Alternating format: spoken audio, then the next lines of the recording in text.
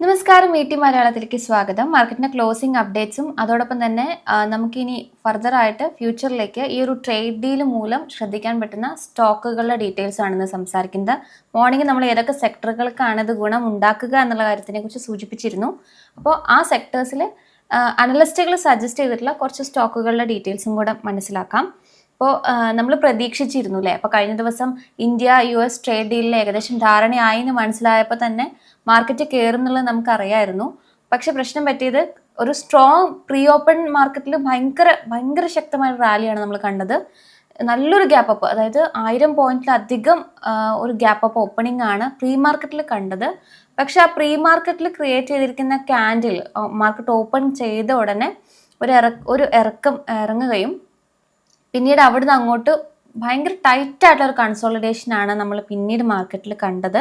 So ആ initial മൊമെന്റിൽ ഉണ്ടായിട്ടുള്ള ആ ഒരു റാലി ത്രൂ ഔട്ട് സെഷനിൽ മെയിൻറ്റെയിൻ ചെയ്യാൻ സാധിച്ചില്ല. ആ ഒരൊറ്റ ക്യാൻഡിൽ മാത്രമാണ് നമ്മൾ അത്രയും നല്ലൊരു ഗ്യാപ്പ് അപ്പ് ഓപ്പണിംഗ് നൽകാൻ വേണ്ടി സാധിച്ചുള്ളൂ. പിന്നെ അവിടുന്ന് അങ്ങോട്ട് വലിയൊരു മുന്നേറ്റം ഇല്ലാണ്ട് ഒരു നേട്ടത്തിലാണ് തുടർന്നതെങ്കിലും ഒരു കൺസോളിഡേഷനിലാണ് നിഫ്റ്റിയും സെൻസെക്സും ട്രേഡ് ചെയ്തത്. പക്ഷെ സ്റ്റോക്കുകളിലൊക്കെ നമുക്ക് നല്ലൊരു ബൈയിങ് ഇൻട്രസ്റ്റ് കാണാൻ സാധിച്ചിരുന്നു. സൂചികകളിലെല്ലാം തന്നെ നല്ലൊരു പോസിറ്റിവിറ്റി ഉണ്ടായിരുന്നു.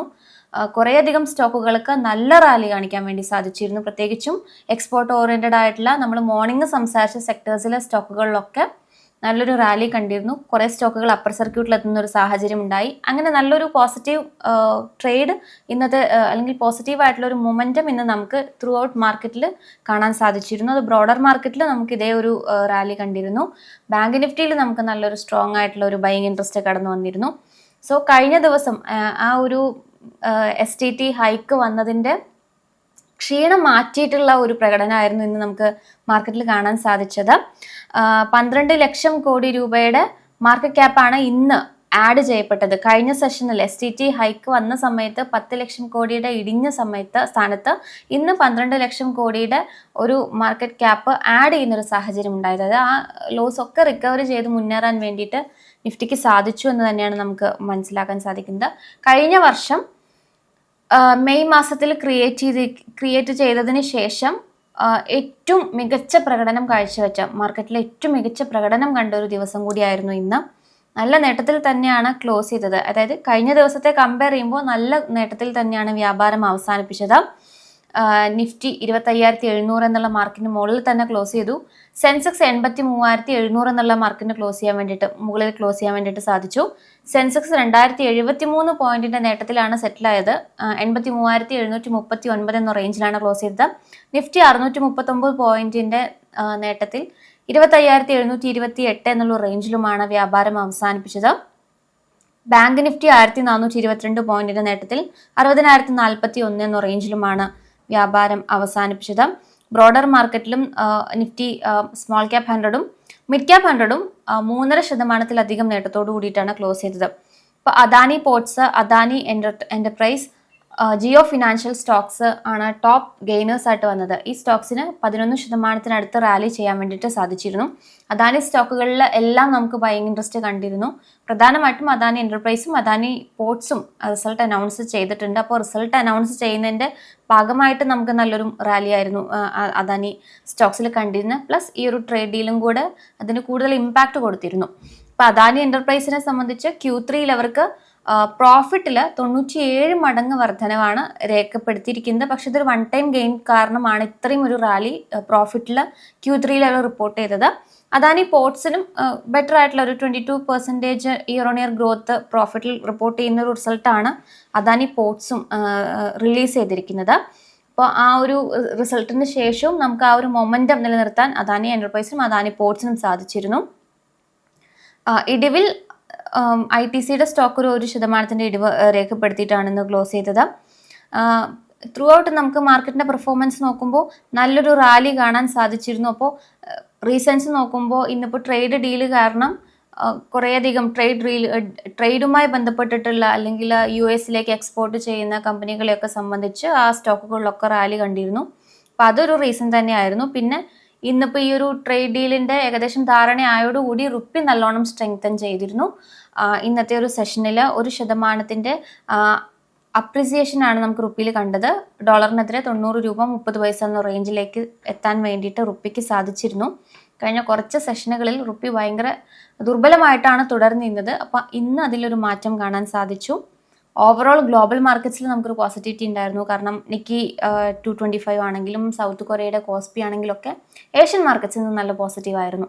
അപ്പോൾ ഗ്ലോബൽ കണ്ടീഷൻ നോക്കുമ്പോഴും ഒരു പോസിറ്റിവിറ്റി ഉണ്ടായിരുന്നു. അപ്പോൾ അതും നമുക്ക് മാർക്കറ്റിൽ ഗുണം ചെയ്തു.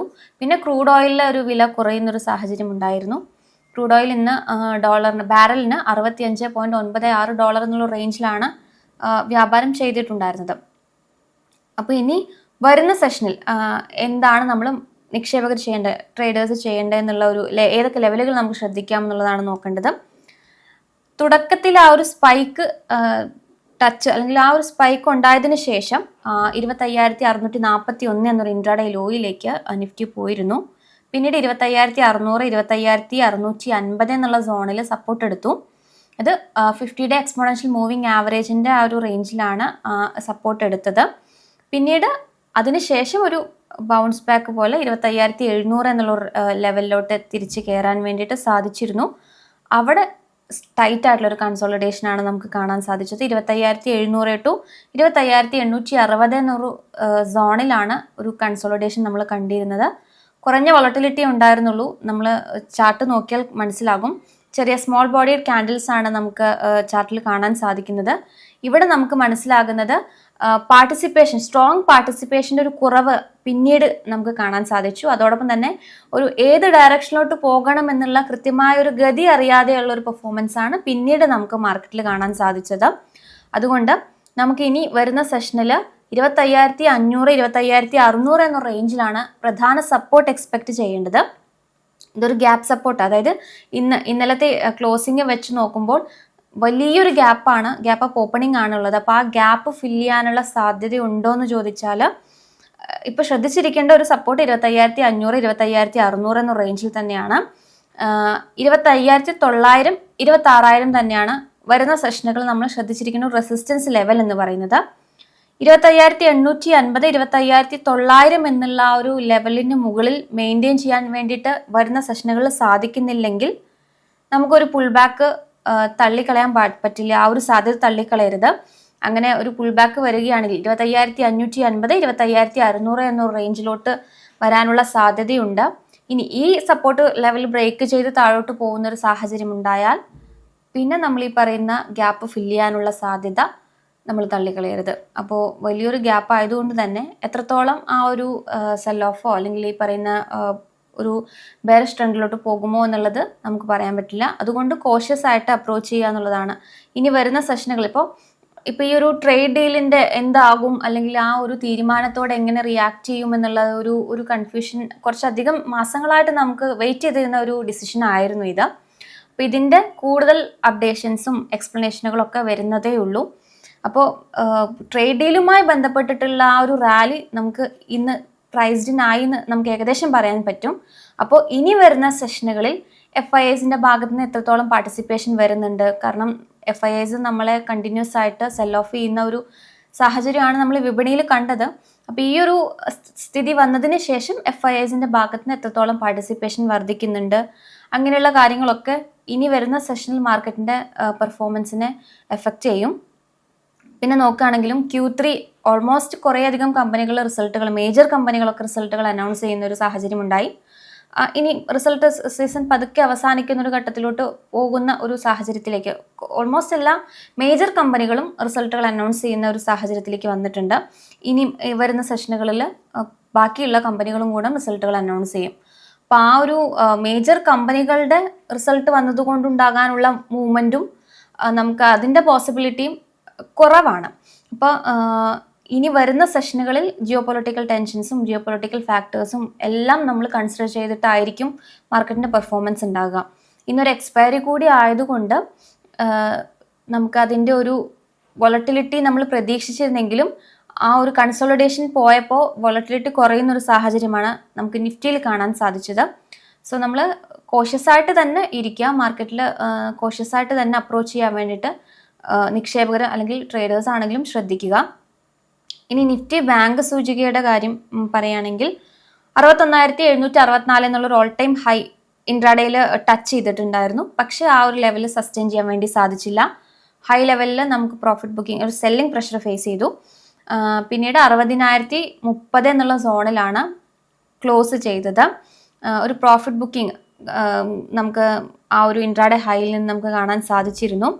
അപ്പോൾ ഇനി വരുന്ന സെഷനിൽ നമുക്ക് 59,300, 59,200 എന്നുള്ള ആ ഒരു റേഞ്ചിൽ നമുക്കൊരു സപ്പോർട്ട് പ്രതീക്ഷിക്കാം. ഇമ്മീഡിയറ്റ് സപ്പോർട്ടായിട്ട് ആക്ട് ചെയ്യുക 59,800, 59,700 എന്ന റേഞ്ചിലാണ്. ഈ സപ്പോർട്ട് ബ്രേക്ക് ചെയ്താലാണ് 59,300, 59,200 എന്ന റേഞ്ചിൽ നമ്മൾ സപ്പോർട്ട് പ്രതീക്ഷിക്കേണ്ടത്. ഇനി മുകളിലേക്ക് വരുമ്പോൾ 60,200, 60,300 എന്നുള്ള ആ ഒരു റേഞ്ചിൽ സസ്റ്റെയിൻ ചെയ്യാൻ വേണ്ടിയിട്ട് സാധിക്കുന്നുണ്ടോ എന്നുള്ളത് നോക്കുക.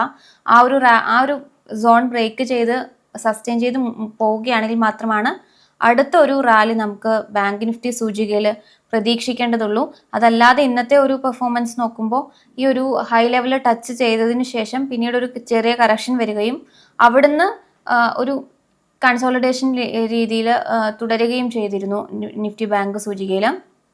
അപ്പോൾ വരുന്ന സെഷനുകളിൽ 60,200, 60,300 എന്നുള്ള ഒരു റേഞ്ചിൽ ശ്രദ്ധിക്കുക. റെസിസ്റ്റൻസ് ഇത് ബ്രേക്ക് ചെയ്ത് മുന്നോട്ട് പോകാൻ പറ്റുന്നുണ്ടോ എന്നുള്ളത് നോക്കുക. അപ്പോൾ അത്രയാണ് നിഫ്റ്റി ബാങ്ക് സൂചികയിൽ നമ്മൾ ശ്രദ്ധിക്കേണ്ട പ്രധാനപ്പെട്ട ലെവലുകൾ. അപ്പോൾ ഈ പറഞ്ഞ പോലെ തന്നെ FISന്റെ പാർട്ടിസിപ്പേഷൻ എങ്ങനെ വരുന്നു, അതുപോലെ തന്നെ റുപ്പിയുടെ പ്രകടനം എങ്ങനെയായിരിക്കും, ക്രൂഡിൻ്റെ പെർഫോമൻസ് എങ്ങനെയായിരിക്കും, ഗോൾഡ്, സിൽവർ, ഇങ്ങനെയുള്ള എല്ലാ ഫാക്ടേഴ്സും ഒക്കെ പരിഗണിച്ച് തന്നെ ആയിരിക്കും ഇനിയും മാർക്കറ്റിൻ്റെ ഒരു പെർഫോമൻസ് എന്ന് പറയുന്നത്.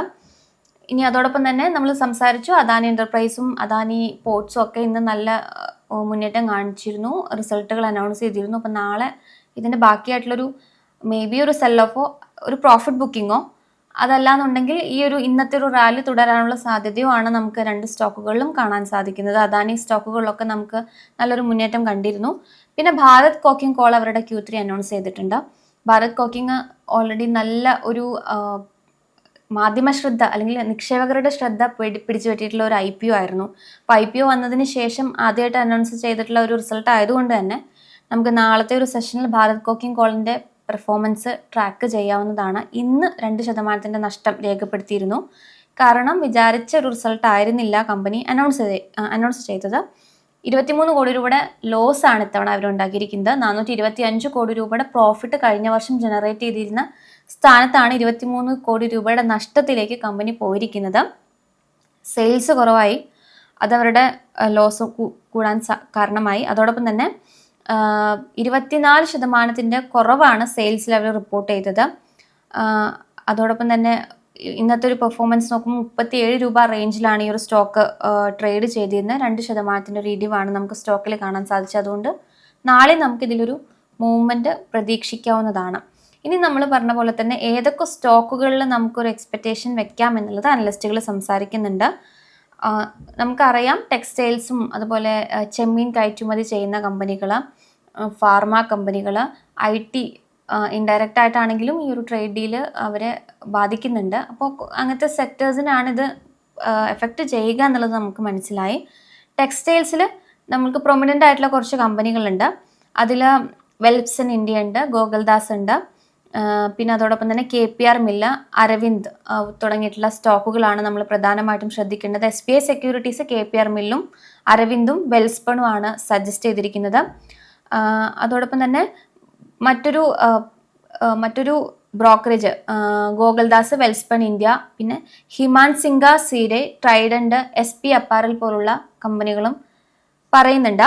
കെമിക്കൽ സെക്ടറിൽ SRF, Navin Fluorine, Gujarat Fluoro Chemical, Sarathi Industries, Atul എന്നീ സ്റ്റോക്കുകളാണ് സജസ്റ്റ് ചെയ്തിരിക്കുന്നത്. ഓട്ടോ ആൻസിലറി ഭാരത് ഫോർജ് ആണ് മെയിനായിട്ടും ഇതിൽ ഓട്ടോ ആൻസിലറിയിൽ ലീഡ് ചെയ്ത് നിൽക്കുന്ന ഒരു കമ്പനി എന്നുള്ളൊരു അവസ്ഥയ്ക്ക് ഭാരത് ഫോർജിനാണ് ട്രേഡ് ഡീൽ കൊണ്ട് കൂടുതൽ ഗുണകരമാകാൻ പോകുന്നത്. അതോടൊപ്പം തന്നെ ബാങ്കുകളെ സംബന്ധിച്ച് FIIs ചൂസ് ചെയ്യാൻ ചാൻസ് ഉള്ള അല്ലെങ്കിൽ ബാങ്കുകളെ സംബന്ധിച്ച് ഈ ഒരു ട്രേഡ് ഡീൽ കൊണ്ട് ഉപകാരപ്പെടാൻ പോകുന്നത് ICICI Bank, HDFC Bank, SBI, Karur Vysya, City Union Bank പോലുള്ള ബാങ്കുകൾക്ക് ഇതിൻ്റെ ഒരു നേട്ടം കാണാൻ സാധിക്കും. IT ആണെങ്കിൽ Wipro, HCL Tech, Mphasis, Persistence System, mid ക്യാപ്പിൽ പെർസിസ്റ്റൻസ് സിസ്റ്റം, എംഫസിസ് പോലുള്ള സ്റ്റോക്കുകളൊക്കെ നമുക്ക് വാച്ച് ലിസ്റ്റിൽ ഉൾപ്പെടുത്താവുന്നതാണ്. Infosys, HCL Tech, LTI Mindtree എന്നീ സ്റ്റോക്കുകൾ ആക്സിസ് സെക്യൂരിറ്റീസ് സജസ്റ്റ് ചെയ്തിട്ടുണ്ട്.